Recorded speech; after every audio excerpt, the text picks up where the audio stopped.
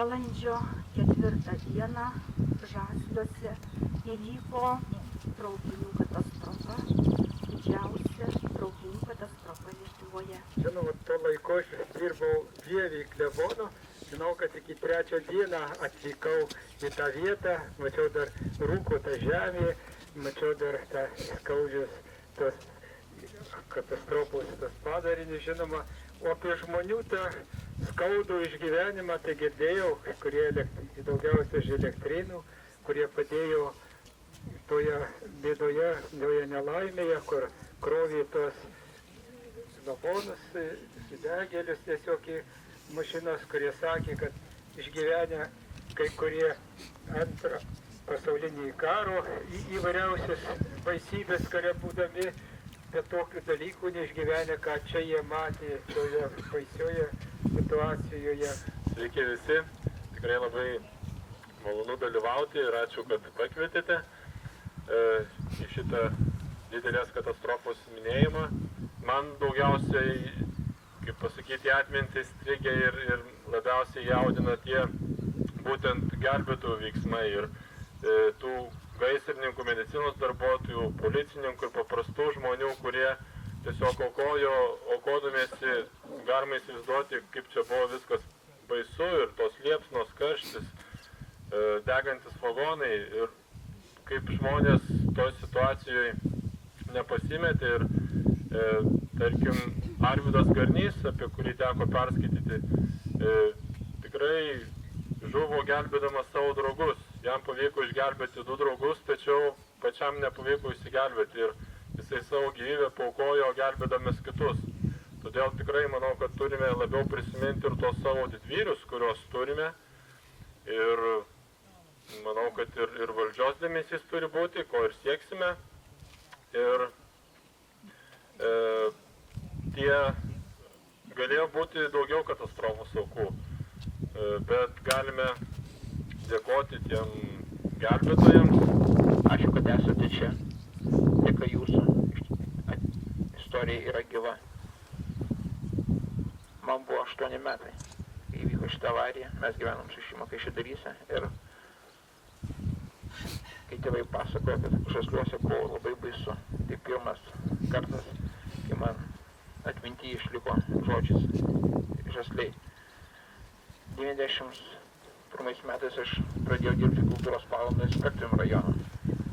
Ir pas mane buvo atėjęs amžinatis Arvydo Garnio tėtis derinti šito paminklo, kuris stovi čia dabar. Tai buvo antras susitikimas man su Žasliais, su šitą istoriją.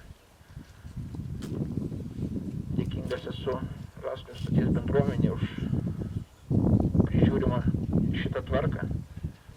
Vakar pasodinomės simboliškai 40 našlaičių, kurios primintų mums šitus metus, nes tik tai dėka gyvos atminties mes galime eiti į priekį. Ir dar kartą ačiū visiems. Kai degė vagonai, tada tu 3 įklipai juos ir išnešė ant rankų net 3 mažus vaikus. 4 kartas, paskutinis. Tu greit skubėjai grįžti atgal, kur laukia dar maža mergaitė ir matė jį tik tavo siluetą, nes iki jos tu jau neatėjai. Liepsna apakino akis, vadumai ėdė gerklę nosį, jėgų jau neužteko grįžti atgal ir uždusai, kai bėgai paskutinį kartą.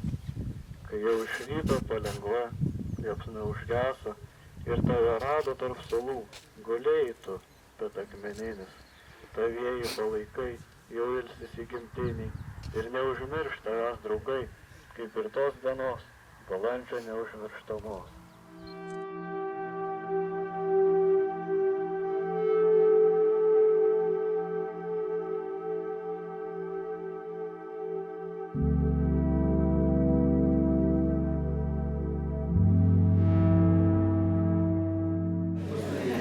Aš tikrai labai kviečiu visus išgerti kavos ar arbatos, nes matau, kad labai visi sušalę. Tuo pačiu apžiūrėkite Kaišiadorių muziejaus nuotraukų parodą liepsnojantis traukinys 1975 metų balandžio 4 diena. Iš tikrųjų, žuvusiųjų buvo daug daugiau, negu oficialiai buvo skelbiama. Paskelbta buvo 20, kadangi jeigu įvykio metu žūsta daugiau kaip 20 žmonių, turi atvažiuoti komisija tarptautinė ir tirti įvykį.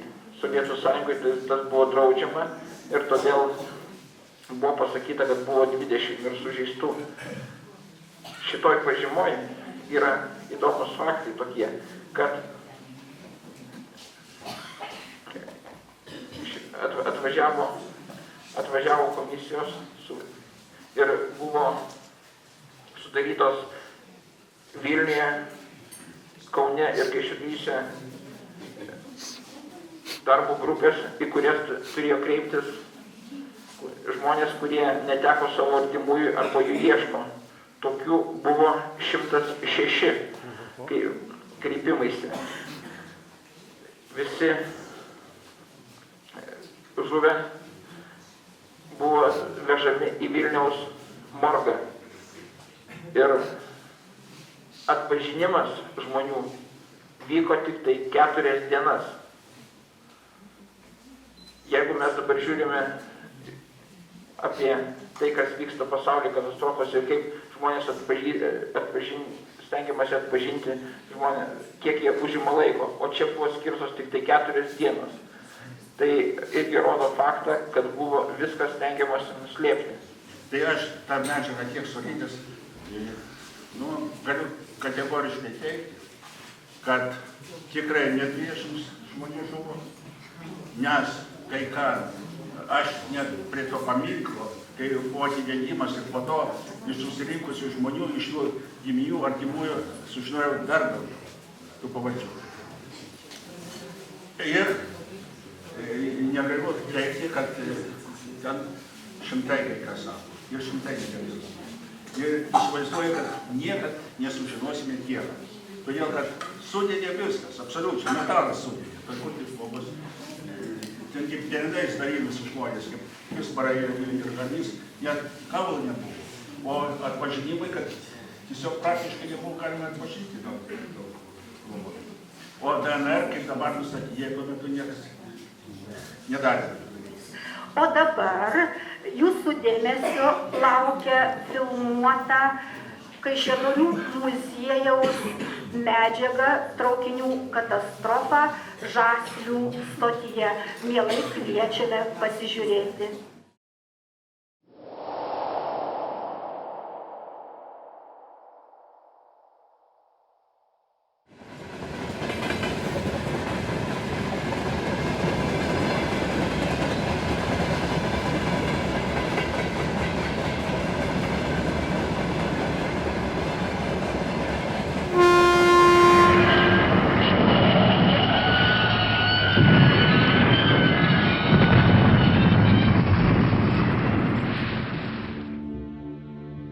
Nelaimė vyko Žaslių geležinkelio stoties teritorijoje priešais tuometinę Žaslių medžio apdirbimo įmonę. Prieš 40 metų, saulėtą balandžio 4 popietę prieš pat Šventasis Velykas iš Vilniaus į Kauną važiavo keleivinis traukinys numeris 513. Išvyko laiku 16:38. Traukinio mašinistas buvo Česlovas Totulis. Po paskaitų važiuojantys studentai vos tilpo vagonuose. Visi skubėjo namo pas tėvus. Traukinys važiavo 80 km/h greičiu. Į Žaslių geležinkelio stoties gyvenvietę traukinys atvyko kelios minutės po 17 valandos pagal grafiką. Raudoni šviesoforų žiburiai nedegė, kelias buvo laisvas. Pilni vagonai judėjo toliau. Tačiau giedrą atmosferą nutraukė smūgis.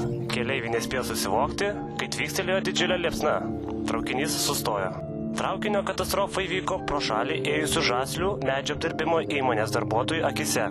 Jie matė ir tai, kad keleivinis traukinys užkabino krovininio traukinio, stovėjusio ant atsarginio kelio, paskutinį vagoną, benzino cisterną.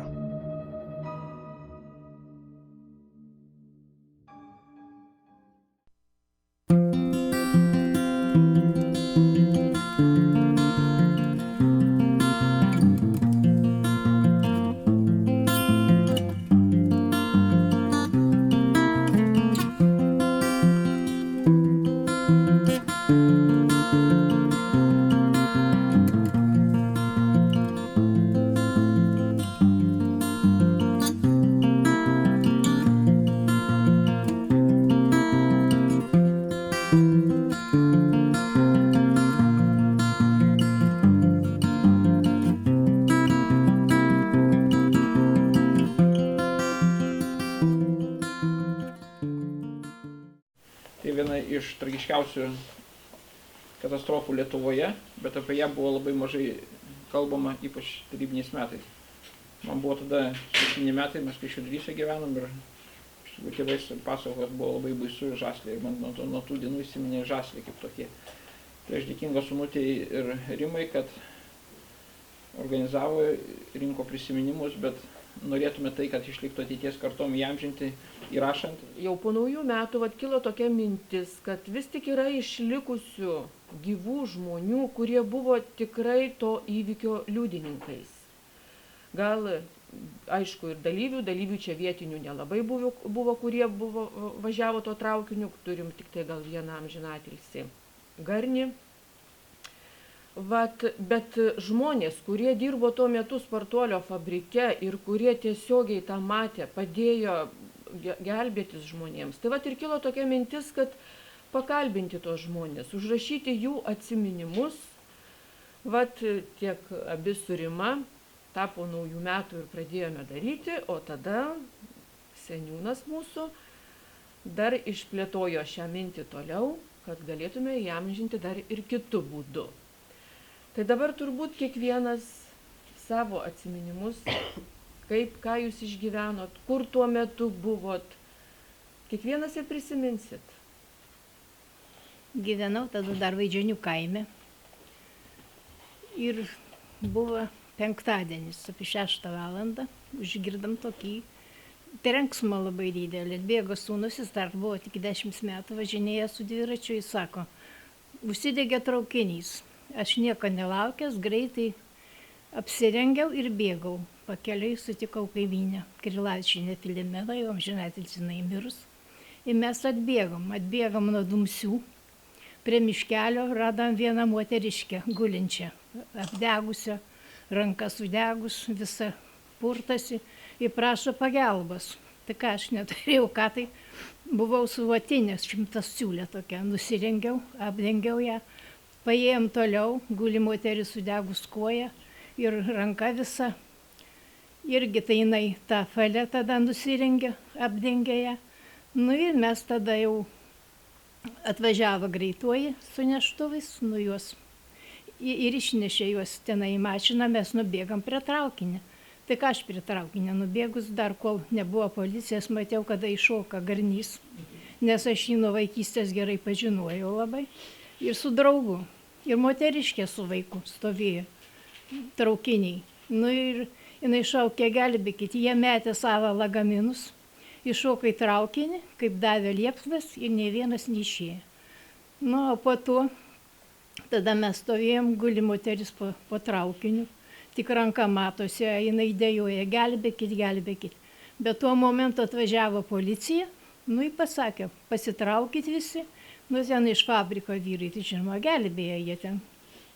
Turbūt išgelbėjo, bet tada visus jau pašalinius žmonės išvarė, išvaikė. Tiek aš mačiau.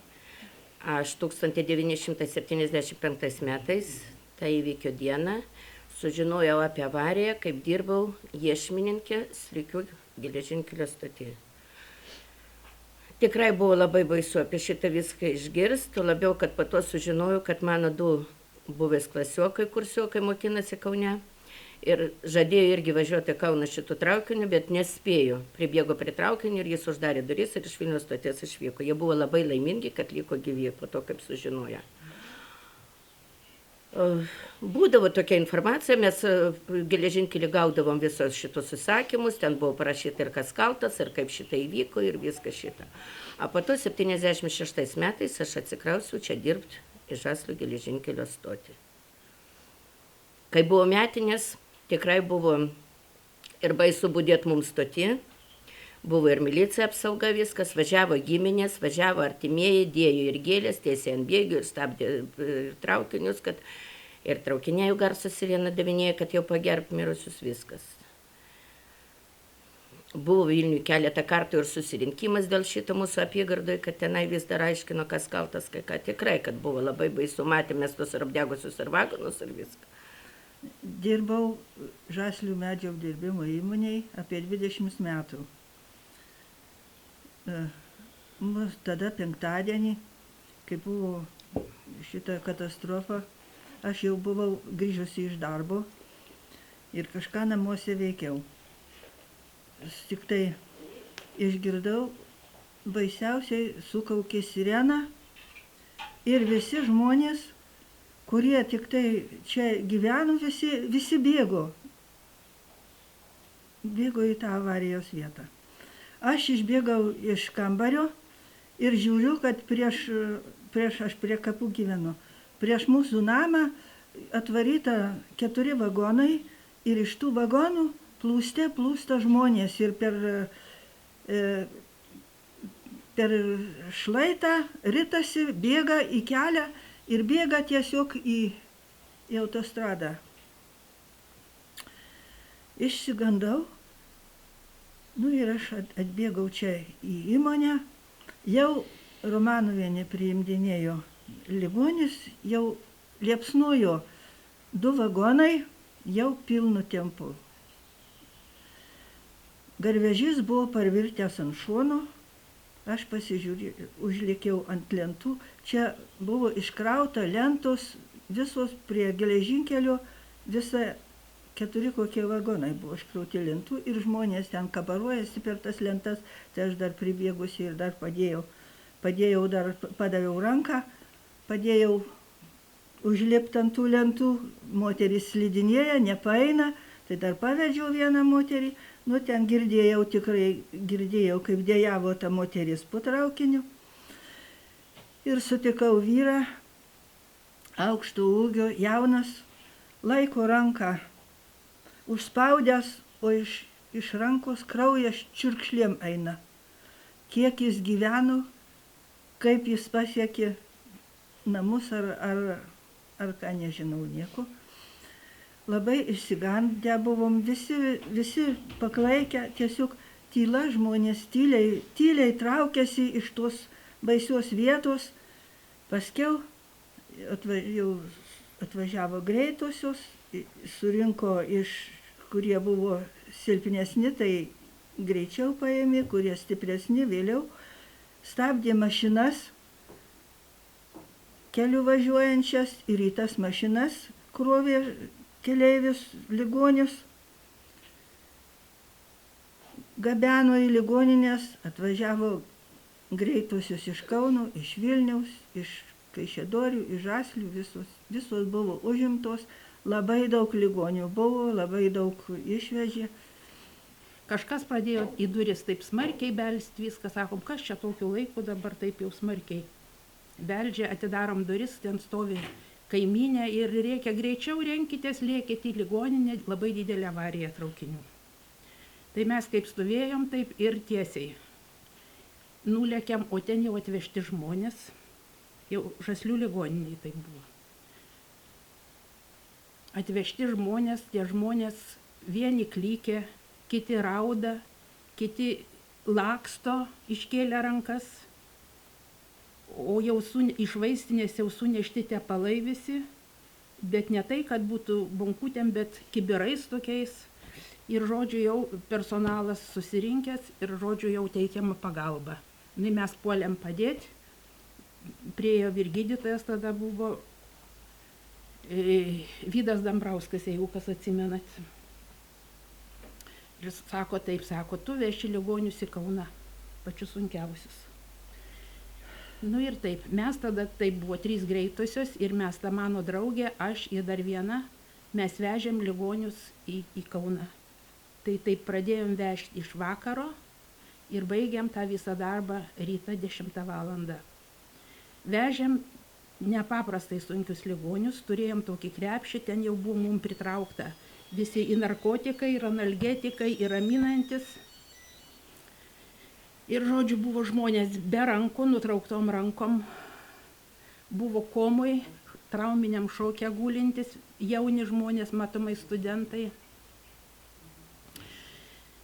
Žodžiu, bet nei klyksmo, tik dejonės buvo. Dejonės ir, žodžiu, ką mes, dėjom žgutus, vėl atleidžiam, negalima ilgai laikyti, vienu žodžiu, jau kuris labai dejuoja, tam nuskausmo, tam kuris matom nutraukta viskas, skausmai lūžgaliai, nuleidžiami narkotikus. Va tokia mūsų buvo pagalba, vienu žodžiu. ten jau Kaune mūsų laukė irgi pasiruošęs jau medicinos personalas ir toks buvo transportavimas. Grįžtam vėl, jau laukia pakrauta mašina, aš tik persėdu į kitą greitą ir vėl vežu kitus ligonius, tuos jau nukentėjusiuosius vadinamosius. Tas degėsių degančio žmogaus, tas kvapas liko mano atminti, aš jį atskirčiau iš 1000 kvapų, nes tai yra specifinis kvapas.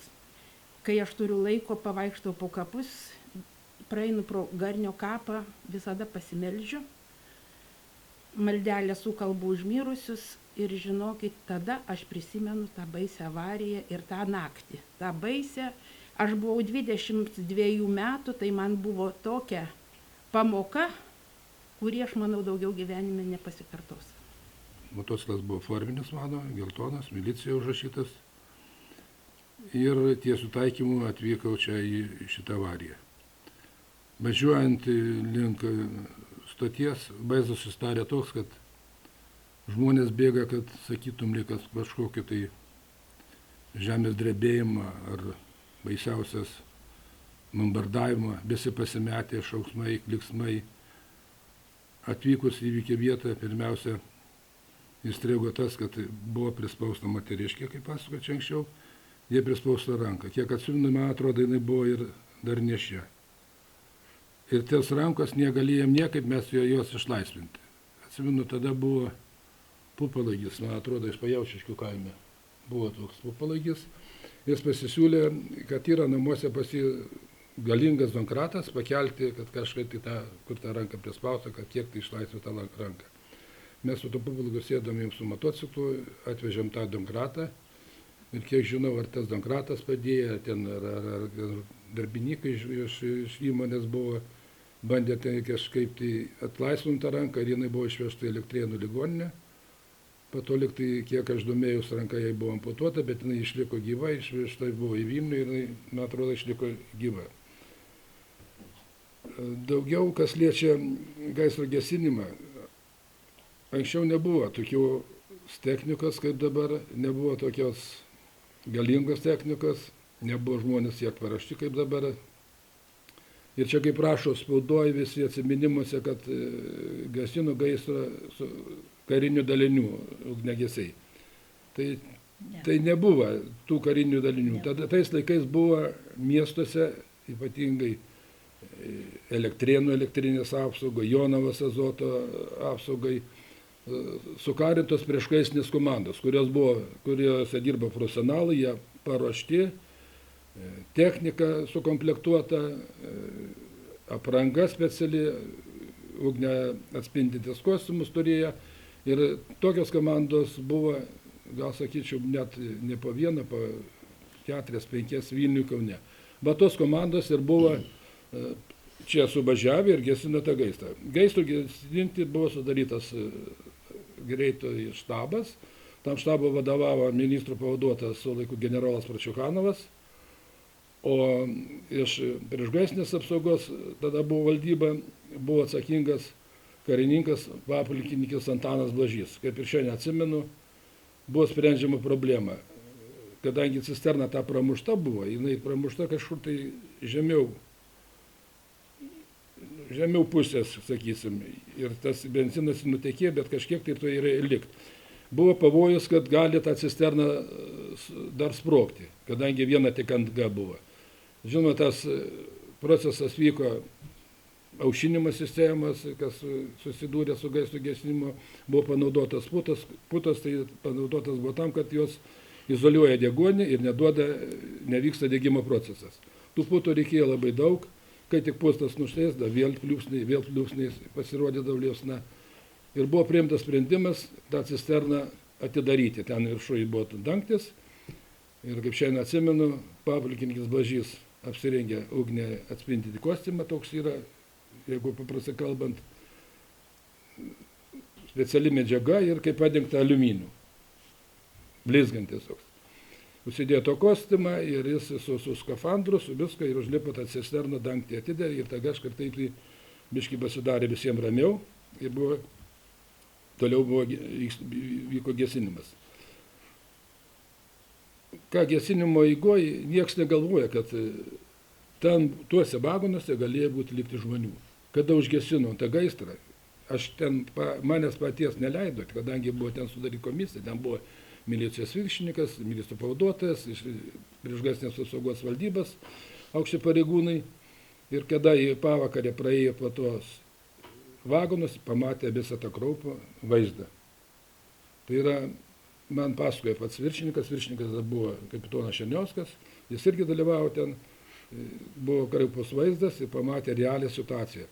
Nieks, kada gesino tą gaisrą, nepagalvoja, kad ten galėjo būti tų žmonių vagonus likusių. Matyt, jie, kadangi daugiausia tai žmonių buvo žuvusių, pirmas vagonas buvo šilumvežis ir vagonas kažkur tai prisijungęs prie jo, jis buvo gulėjo ant šono, antras vagonas ir trečias. Ir daugiausia pagal mane trečiam vagone buvo tų aukų, kadangi tas trečias vagonas stovėjo tiesiai ties tą pramuštą cisterną. O žinot, benzinas 60 tonų, koks degimo procesas, ten lydės ir metalas tiesiog. Ir iš karto tą smūgį užgirdau tokie garsą, tada išbėgau pažiūrėti. Iš karto tik matosi taip, kaip, sakysim, gal, sakysim, atominė bomba tokia. Lepsnus į viršų, nežinia kokia aukščia ten, kamuoliai ir dūmų. Nieko nelauksi, kada kas kvies ar ką. Kadangi aš dar tą vakarą buvau atsakingas už tuos gedimus, jeigu įvyksta ar kas, tai aš atsakingas buvau. Aš iš karto bėgau į stotį ir kaip. Buvo tokia taisyklė pas mūsų instrukcija, kad pirmiausia, jeigu kas nors atsitinka, reikia žiūrėti, kaip mūsų sistemoje, pavyzdžiui, kadangi ten užbombuota rėlinė ar kas. Mes pasižiūrėjau iš rėlinę, ten atėjo mechanikas, ten surašė su viršininku tą aktelį, kad bombas visas nenuplėšta, viskas vietoje reiškia. Ir tada aš jau išbėgau iš karto žiūri savo spintų, kad kas nors nieko nedarytų, nes ten gali padaryti taip, kad ant mūsų paskui bus viskas. Tai aš pastovėjau, palaukiau, kol pradėjo važiuoti čia mūsų, iš Kaišiadorių atvažiavo visi, jau čia ir iš Vilniaus pradėjo važiuoti. Tada komanda buvo tik man, aš susirinkau telefonus visus, nes ten 3 telefonus, jūs čiagi neįsivaizduoja visi jaunimas, kaip tuo laiku, kad gyvenate ir telefono niekur, dar įmonė tiesa buvo telefonas, o taipgi nieko, jokio telefono nėra. Tai aš susirinkau telefonus, kurie buvo atsargoji. Ir tiesiog linijoje pasijungiau ten toj vietoj, ten kažkas tai žymonės atnešė taburetę. Ir sėdė laukia, paskambina, iš karto bėgė ieškoti kaip toks pasiuntinys. Ką pasakė, ir nepažįsti, dar ten klausinėjai kur ką. Ir taip ir buvau iki 10 ryto su tais telefonais, po kol ten vienas iš valdžios kažkoks tai atėjo, sako, gali, sako, jau pailsėti. Ir jis paleido mane tada. Kai prarežė tą statinę, tuos vagonus pradėjo pjauti, kaip važiavo, tai tas benzinas purškė į vagonus, bet dar tuo kartu niekas nebuvo, sprogo. Paskui pasiekė akumuliatorius. Ir kada akumuliatorius pasiekė, plėšė akumuliatorius, pasipylė, tai nuo akumuliatorių, tada jau sprogimas ir degė. Ir ten vagonai visi buvo pripurkšta benzino nuo tokio slėgio. Ir aišku, kad įsigelbėt niekas neįsigelbės. Vieviščiau biškis autobusas važiuot, be 10:06 būdavo čia stotį. Tai aš spėsiu, sakau, ant autobuso ir nedavažiavęs kokią 15-20 metrų iki vartų, Svartuolių, ir įvyko tas sprogimas. Tai aš tą visą momentą ir mačiau šitą. Kaip čia pasakoju, kad ten šitą moteriškį tuo vagonu gulėjo prispausta ranka. Tai irgi mes ten bandėm keltai, paskui ten žadėjo tą dankratą atvešti, bet tai mes paskui su rastais pasvėrėm tą vagoną, šiaip taip ir ištraukė moteriškės tą ranką. Tai,